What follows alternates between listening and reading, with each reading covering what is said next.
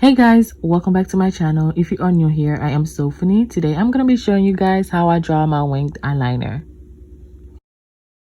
I need you back on it, girl.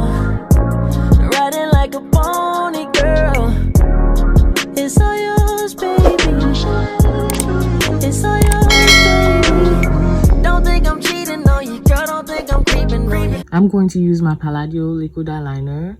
I am making a thin, straight, non-vertical line towards my brow tail and try not to connect the tails.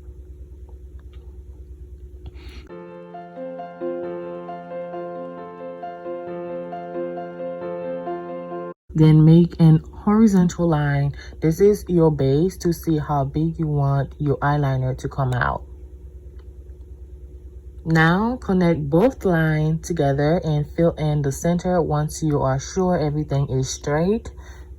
Repeat that on the other side.